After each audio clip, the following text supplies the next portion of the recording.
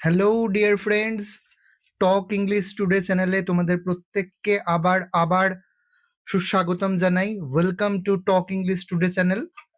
অনেকদিন পর আবার একটা নতুন কন্টেন্ট নিয়ে আমরা এসেছি। জানি দীর্ঘদিন তোমরা অপেক্ষায় ছিলে।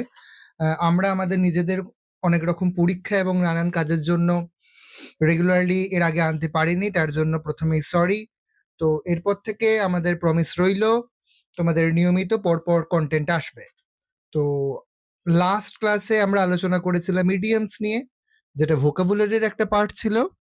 এবার কিন্তু আমরা একে একে গ্রামারে ঢুকবো, এবং এই যে মাস এবং তার পরের মাসে আমি গ্রামারের অনেক ইম্পর্টেন্ট টপিক তোমাদের সঙ্গে আলোচনা করব। তো তোমরা এই চ্যানেলটায় চোখ রাখতে থাকো এবং খুব সুন্দরভাবে পরপর নানা রকম টপিকস ইংরাজি খুব সহজভাবে তোমরা খুব সহজেই সেটা বুঝবে। তো আমি যেমনটা বলেছিলাম, আজকে আমরা টেন্স দিয়ে শুরু করব আমাদের গ্রামার ক্লাস। তাহলে চলো আর কথা না বাড়িয়ে আমরা সরাসরি একদম ক্লাসে ঢুকে যাই। টেন্স বা কাল, এটার মধ্যে আমরা আলোচনা এবং ক্লাসে ঢুকে যাই। প্রথমেই আমাদেরকে বুঝতে হবে হোয়াট ইজ টেন্স। দেখতে পাচ্ছ তোমাদের জন্য আমি অনেক খেটে খুঁটে এই পিপিটিটা বানিয়েছি, এবং প্রত্যেকটা টপিক একদম হাতে ধরে এখানে লিখে লিখে করা রয়েছে। তোমরা এই কন্টেন্টটাও পেয়ে যেতে পারো। তো তোমরা প্রত্যেকটা জিনিস পজ করে দেখো এবং তোমরা খাতাতে নোট নিতে পারো। তো টেন্স জিনিসটা কি, ক্রিয়াকাল কি? Tense tells us when an actions happens, অর্থাৎ কোনো ঘটনা কখন ঘটছে সেইটা আমার যার দ্বারা বুঝি সেটাই হচ্ছে tense. An action can happen in present, past and future. তোমরা জানো 3 রকমের কাল হয়: অতীত, বর্তমান এবং ভবিষ্যৎ। যেমন আমি উদাহরণ দিয়ে প্রত্যেকটাকে বোঝাচ্ছি। একই ভার্বের 3টে টেন্সে কিরকম চেঞ্জ হয় দেখো। আই প্লে ক্রিকেট, প্লে এখানে বুঝতে পারছো প্রেজেন্ট টেন্স। বর্তমানে আমি খেলি, বা আমি সবসময় ক্রিকেট খেলতে ভালোবাসি, বা আমি ক্রিকেট খেলি, আগেও খেলতাম এখনো খেলি, এভাবে বোঝাচ্ছে present tense. I played cricket, যেটা বোঝাচ্ছে past tense. And I will play cricket, অর্থাৎ ফিউচারে আমি ক্রিকেট খেলবো, এটা ফিউচার টেন্স। আর একটা এক্সাম্পল দেখো, আমরা কি দেখে বুঝবো? If we talk about now, বর্তমান, সেটা প্রেজেন্ট। টক অ্যাবাউট ইয়েস্টারডে, গতকাল, পাস্ট টেন্স। এবং if we talk about tomorrow, আগামীকাল, সেটা হচ্ছে future tense. Every sentence has a tense. Tense shows time of action. এই কথাটা কিন্তু ভীষণ গুরুত্বপূর্ণ। কোনো ঘটনা যে টাইমে ঘটছে, টাইম অফ অ্যাকশন, সেটা কিন্তু টেন্স দ্বারা বোঝানো যায়। এবং টেন্স ছাড়া কোনো বাক্যই সম্পূর্ণ হতে পারে না। তোমরা যে কোনো বাক্য বলো, যে কোনো বাক্য একটা তৈরি করো, সেই বাক্যেরই একটা টেন্স থাকবে, অর্থাৎ নয় সেটা বর্তমান, নয় কোনো অতীত, নয় ভবিষ্যতের। তো আমরা প্রথম যে ভাগ প্রেজেন্ট সিম্পল টেন্স, সেটার মধ্যে এবার ঢুকে যাচ্ছে। প্রেজেন্ট সিম্পল টেন্স কাকে বলে এবার দেখো। প্রেজেন্ট সিম্পল টেন্স ইউজ করা হয় for daily actions and facts, অর্থাৎ যে ঘটনাটা নিয়মিত ঘটছে, প্রত্যহ ঘটে, সেইগুলো বোঝানোর জন্য আমরা সিম্পল প্রেজেন্ট, বা এটার একটা আলাদা নাম রয়েছে প্রেজেন্ট ইনডিফিনাইট টেন্স, এটাকে আমরা ইউজ করি। Present simple tense is use to talk about things we do to every day, things that are always true. যেমন সূর্য পূর্ব দিকে ওঠে, প্রত্যেক দিন ওঠে, এবং এটা একটা চিরন্তন সত্য, ইটস এ ইউনিভার্সাল ট্রুথ, যার ফলে এটা সবসময় সিম্পল প্রেজেন্ট বা প্রেজেন্ট ইনডিফিনাইট টেন্স হবে। যেমন আমি অনেকগুলো এক্সাম্পল দিচ্ছি, তোমরা এক্সাম্পলগুলো দেখো এবং তোমরা কমেন্ট সেকশনে লেখো, নিজের থেকে এক্সাম্পলস লেখো।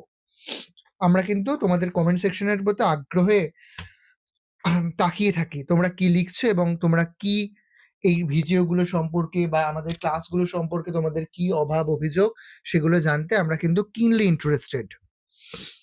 যেমন আই ওয়েক আপ আর্লি, আমি প্রত্যহ সকালে ঘুম থেকে উঠি, আগে উঠতে এখনো উঠি, যার ফলে এটা simple present tense. She goes to school, she একটা থার্ড পারসন সিঙ্গুলার নাম্বার, তাই জন্য তোমরা জানো ভার্বের পরে সর্বদা এস বা ইয়েস যুক্ত হবে। She goes to school. They play cricket, এই প্রত্যেকটা সিম্পল প্রেজেন্ট টেন্সের খুব সহজ উদাহরণ।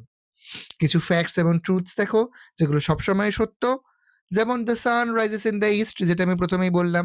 নেক্সট, ওয়াটার বয়েলস এট 100 ডিগ্রি সেন্টিগ্রেড, 100 ডিগ্রি তাপমাত্রায় জল ফোটে।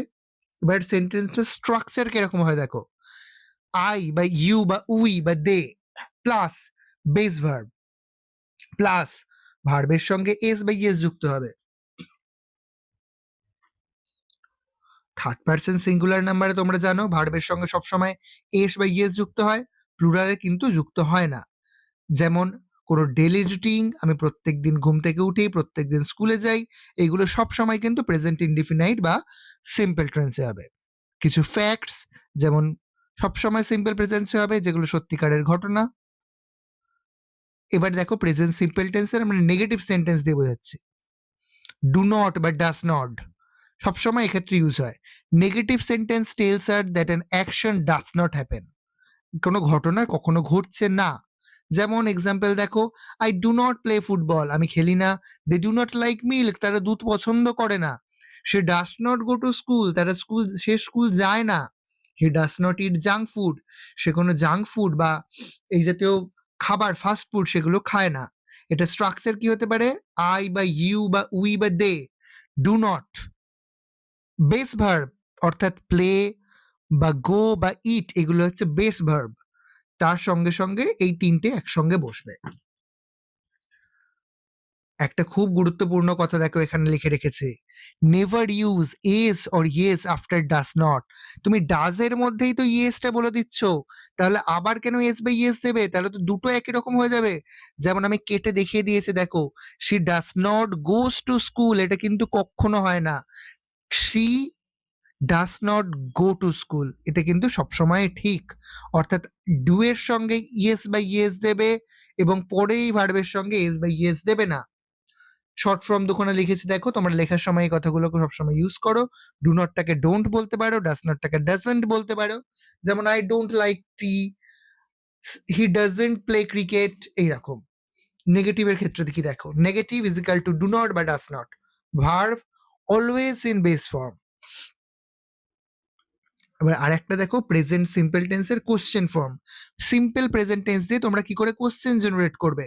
সেক্ষেত্রে কিন্তু ডু বা ডাজ এই ভার্বটা আগে চলে যাবে, তারপর আসবে সাবজেক্ট, তারপর আসবে ভার্ব, এবং ভীষণ গুরুত্বপূর্ণ এই কোশ্চেন মার্ক। এই কোশ্চেন মার্কটা লাস্টে তোমরা দিতে কখনোই ভুলবে না। যেমন questions are use to ask about habits and daily structures and daily actions. স্ট্রাকচারটা দেখতে পাচ্ছ তোমরা, এখানে লেখা রয়েছে ডাজ, তার সঙ্গে হি বা সি, তার সঙ্গে ইট প্লাস বেস ভার্ব। যেমন আমি কতগুলো এক্সাম্পল দিচ্ছি। Do you play cricket, do they like milk. দেখো ডু ভার্বটা কিন্তু প্রথমে আসছে, তারপর যে মেন ভার্ব সেটা কিন্তু তার পরে যাচ্ছে, তার মাঝখানে কিন্তু এই সাবজেক্ট গুলো চলে আসছে। অর্থাৎ ইউ, দে, শি, হি, এগুলো কিন্তু সাবজেক্ট। আর একটা ইম্পর্টেন্ট কথা দেখো এখানে নোটসে লিখে রেখেছি, never use S or yes in questions. Does she goes two schools, এটা কিন্তু কখনো হয় না। যেমন আগের বারে বলেছিলাম সে ঠিক সেরকম ডাসটা আগে চলে আসবে। Does she go to school, short answer yes I do, no I don't, yes he does, no he does not. যেমন তো একটা কোশ্চেন দেখো, ডু ইউ লাইক টি, কেউ কাউকে জিজ্ঞেস করছে, সে বলছে ইয়েস আই ডু, অর্থাৎ সে চা খেতে পছন্দ করে। কোশ্চেনের ক্ষেত্রে সবসময় ডু বা ডাস এটা ফার্স্টে দেবে, আর ভার্বটা কিন্তু সবসময় বেস ফর্মে থাকবে। তো তোমরা চলে এসো তার পরের পার্টে, সেটা হচ্ছে প্রেজেন্ট কন্টিনিউয়াস টেন্স। তোমরা প্রত্যেকেই জানো প্রেজেন্ট কন্টিনিউয়াস মানে কি, মানে যে ঘটনাটা আগে চালু হয়েছে কিন্তু এখনো ঘটছে। An action is happening now. Present continuous tense is used for an action happening just right now. অর্থাৎ তুমি ধরো বললে এখন বৃষ্টি পড়ছে, বা আমি এখন পড়াশোনা করছি, বা আমি এখন টক ইংলিশ টুডে চ্যানেলের এই ভিডিওটার ক্লাস করছি, এগুলো প্রত্যেকটা ঘটনা কিন্তু এই মুহূর্তে ঘটছে। সেজন্য প্রেজেন্ট কন্টিনিউয়াস টেন্সে সবসময় মনে রাখবে আইএনজি, এটা ভার্বের সঙ্গে বা মেন ভার্বের সঙ্গে যুক্ত হয়। এটা স্ট্রাকচারটা কিরকম, I plus am plus verb plus ING, এবং হি থাকলে বা শি থাকলে ইজ, বা অনেকে থাকলে আর, তার সঙ্গে মেন ভার্ব আইএনজি। এক্সাম্পলস গুলো দেখো, তিনখানা আমি লিখেছি। আই এম রিডিং এ বুক, আমি এখন একটি বই পড়ছি। প্রত্যেকটার বাংলাগুলো এখানে লেখা নেই, সেজন্য আমি মুখে বলে নিচ্ছি, তোমরা প্রত্যেকে শুনে নাও এবং তোমরা খাতাতে নোট লিখতে পারো প্রত্যেকটার। সি ইজ কুকিং ফুড, এটার মানে কি? সে এখন রান্না করছে। দে আর প্লেয়িং ক্রিকেট, দে এটা কিন্তু প্লুরাল, সেজন্য কিন্তু ইজ হলো না, দে এর পর সেজন্য আর হলো। দে আর প্লেয়িং ক্রিকেট, তারা এখন ক্রিকেট খেলছে। কমন টাইম ওয়ার্ডস, তুমি কোন কোন শব্দগুলোকে তুমি দেখলে বুঝতে পারবে যে এটা প্রেজেন্ট কন্টিনিউয়াস টেন্সে রয়েছে? Now, at the moment, currently, এই তিনটে যদি থাকে তাহলে তোমরা বুঝবে সবসময় এটা প্রেজেন্ট কন্টিনিউয়াস হবে। Always use be verb plus ING, do not use this tense or habits, it is happening now. তার সঙ্গে দেখো এম হয় বা ইজ হয় বা প্লুরাল থাকলে আর হয়, তার সঙ্গে আইএনজি যুক্ত হয়। তারপরের পার্টে তোমরা চলে এসো। প্রেজেন্ট কন্টিনিউয়াস টেন্সের নেগেটিভ কোশ্চেন্স। কোনো নাবাচক বাক্য আমরা কন্টিনিউয়াস টেন্সে কিভাবে বলি? যেমন একটা উদাহরণ দিয়ে আগে বোঝাই। আই এম নট স্টাডিং নাও, আমি এখন পড়ছি না। তাহলে স্ট্রাকচারটা কিরকম হলো? আই প্লাস এম নট একসঙ্গে, তারপর মেন ভার্ব হচ্ছে এখানে স্টাডি, যেহেতু এখন ঘটছে সেজন্য studying. To make a negative sentence add not after am, is or are. Question format দেখো কিভাবে হয়। To ask a question put is and are before the subject. এখানে সাবজেক্ট কি? আমি এখন পড়াশোনা করছি বা নাও, প্রত্যেকটার আগে তোমাদেরকে ইজ বা আর এই প্রশ্নগুলোকে তৈরি করতে হবে। Are plus you or we or they, তার সঙ্গে main verb plus ING. ING কিন্তু সবসময় প্রেজেন্ট কন্টিনিউয়াস টেন্সে থাকবেই। কোশ্চেন ফর্ম দেখো। অ্যাম আই স্পিকিং লাউডলি, আমি কি এখন জোরে কথা বলছি? ইজ সি রিডিং এ বুক, সে কি এখন বই পড়ছে? আর দে ডুইং হোমওয়ার্ক, তারা কি এখন বাড়ির কাজ করছে? প্রত্যেকটার পরে কিন্তু কোশ্চেন মার্ক দিতেই হবে, কারণ তুমি একটা প্রশ্ন করছো। প্রশ্ন করলে হলে যখনই বাক্যগুলো লিখবে এই কোশ্চেন মার্কটা দিতে কিন্তু কখনো ভুলবে না। প্রত্যেকটা যে প্রশ্নগুলো করলাম তার উত্তর কি হতে পারে সেটাও দেখো নিচে লেখা রয়েছে। ইয়েস আই অ্যাম স্পিকিং, বা যদি তুমি নাবাচক বলতে চাও, নো আই অ্যাম নট। দেখো লাল কালিতে লিখে রেখেছি যে কমন ভুলগুলো হয়। Never forget this be verb and ING form is compulsory. ING কিন্তু সবসময় দিতেই হবে। আমি দেখো একটা ডিফারেন্স দেখিয়েছি সিম্পল প্রেজেন্টের সঙ্গে প্রেজেন্ট কন্টিনিউয়াসের। প্রেজেন্ট সিম্পল টেন্স কিভাবে হয়? ডেলি রুটিন বোঝাতে, যেমন সূর্য পূর্ব দিকে ওঠে বা সে স্কুলে যায়, এইটা কিন্তু সিম্পল প্রেজেন্ট। আর সে স্কুলে যাচ্ছে, যাচ্ছে আইএনজি। অ্যাকশন হ্যাপেনিং নাও, সেটার জন্য কিন্তু প্রেজেন্ট কন্টিনিউয়াস টেন্স, একটা টেম্পোরারি অ্যাকশন। বা আমার কোনো হ্যাবিট রয়েছে, সে সেটা খেতে ভালোবাসে, বা একটা সত্যি কথা, যেমন আমরা পশ্চিমবঙ্গে বসবাস করি, এই জাতীয় কোনো কথা কিন্তু সবসময় সিম্পল প্রেজেন্ট। আর আমি এখন বাড়িতে রয়েছি বা আমি এখন লিখছি, কাজটা করছি, এটা কিন্তু কন্টিনিউয়াস। তিনখানা করে প্রত্যেকটারই আমি এক্সাম্পল লিখে দিয়েছি।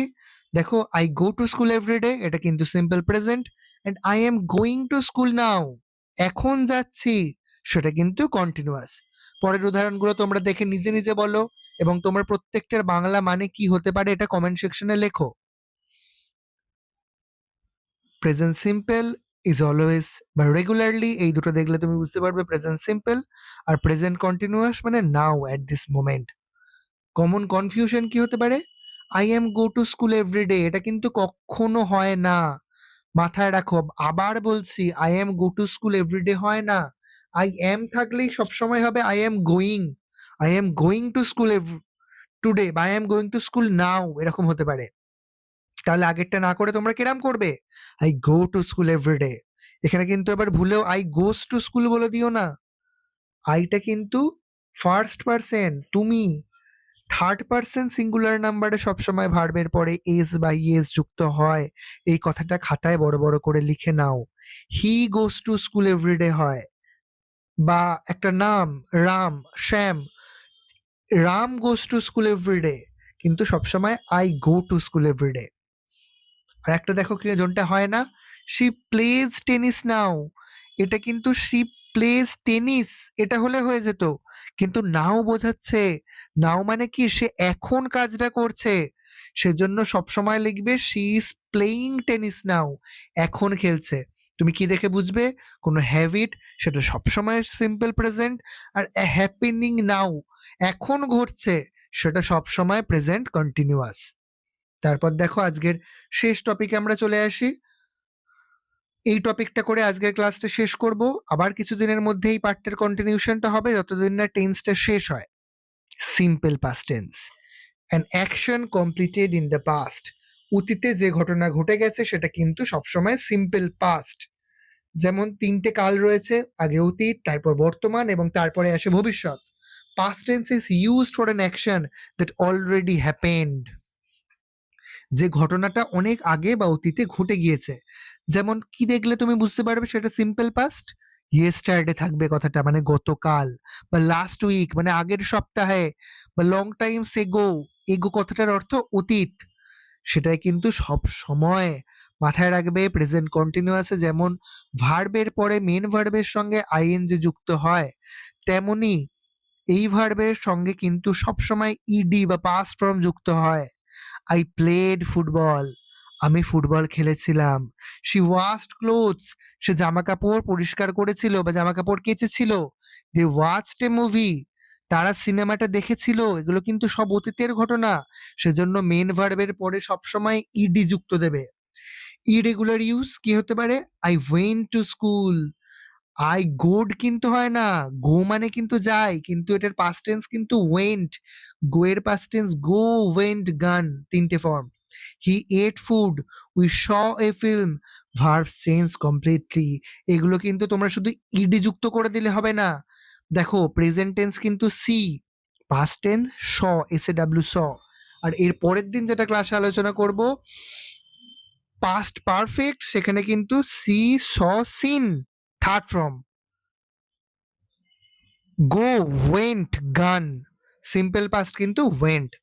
তাহলে দেখো পাস্ট অ্যাকশন সবসময় পাস্ট সিম্পল হবে, আর ভার্বের সেকেন্ড ফর্মে সবসময় ইডি যুক্ত করবে। এবং নেগেটিভ ফর্মটা দেখো তোমরা আগেরগুলোর মতোই আর একই রকম আলোচনা, সবসময় ডিড নট, ওটা যেমন ডাজ নট হয়েছিল বা ডু নট হয়েছিল, এটা একদম পুরোটাই এক, শুধু ডু নটের জায়গায় ডিড নট। যেমন I did not play yesterday, আমি গতকাল ক্রিকেট খেলিনি বা কোনো খেলা খেলিনি। সে did not go to school, সে স্কুলে যায়নি। They did not watch TV, তারা টিভি দেখেনি।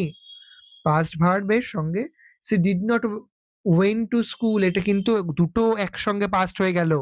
ডিডও বলছো আবার ওয়েন্টও বলছো, দুটো কিন্তু একসঙ্গে বলা যাবে না। She did not go to school, এটা কিন্তু সবসময় করতে হবে। স্ট্রাকচার কোশ্চেন ফর্মের কেমন হয়, প্রথমে ডিড, তারপর সাবজেক্ট, তারপর বেস ভার্ব। যেমন এক্সাম্পল দেখো, did you play cricket yesterday, question mark, তুমি কি গতকাল ক্রিকেট খেলেছিলে। Did she finish her work, সে কি তার কাজটা শেষ করেছিল, কোশ্চেন মার্কটা কিন্তু দিতে ভুলবে না, বারবার করে বলছি। Did they see the movie, তারা কি সিনেমাটা দেখেছিল, দেখো ডিড ভার্বটাকে আগে আনবে, তারপরে তুমি সাবজেক্টটাকে বসাবে, ইউ সি দে এগুলো সাবজেক্ট, তারপরে মেন ভার্বটাকে বসাবে, প্লে বা ফিনিশ বা সি। ঠিক আছে, কমন কি ভুল হয় দেখে নাও, পাস্ট নেগেটিভ তার সঙ্গে did not plus base verb, past question তার সঙ্গে ডিড বা ফার্স্ট, এবং never use past verb twice, অতীতের কোনো দুটো ভার্ব কখনো একসঙ্গে দেবে না। যেমন আগের দিন যেমন একটু আগে বললাম যে ডিড নট ওয়েন্ট কখনো নয়, ডিড নট গো, দুটো কিন্তু একসঙ্গে পাস্ট ভার্ব দেবে না। তো আজকের ক্লাসটা এই অবধি রাখছি বন্ধুরা। ক্লাসটা কেমন লাগলো তোমরা কমেন্ট সেকশনে জানিও। ক্লাসটা বারবার করে দেখো, একবার বুঝতে না পারলে পজ করে দেখো, এবং কোনো যদি প্রশ্ন থাকে, কোনো জায়গা আটকায়, তোমরা কমেন্ট সেকশনে অবশ্যই কমেন্ট করো। আমরা প্রত্যেকটা কমেন্টের দিকে নজর রাখি এবং তোমাদেরকে যথাশীঘ্র সম্ভব উত্তর দেব। তো তোমরা নেক্সট ক্লাসের জন্য অপেক্ষায় থেকো এবং এই ক্লাসটা ঠিকভাবে করো, তারপর আমরা নেক্সট ক্লাসে আসবো। তো দেখা হচ্ছে বন্ধুরা পরের ভিডিওতে। টক ইংলিশ টুডে চ্যানেলটা তোমরা রেগুলারলি ফলো করতে থাকো, অসাধারণ কিছু ইংলিশের কন্টেন্ট আসবে, যাতে তোমরা গ্রামারটাকে একদম বেসিক থেকে শিখতে পারো। তো আজকের মতো এখানেই, call it a day. Tata, bye bye. Talk English টুডেকে সাবস্ক্রাইব করো এবং ভালো লাগলে কমেন্ট করো, এবং তোমাদের মতো যারা প্রিপারেশন নিচ্ছে, পড়াশোনা শিখছে, গ্রামারটাকে জানতে চাইছে, তাদের সঙ্গেও শেয়ার করতে কিন্তু ভুলো না। Tata, bye by.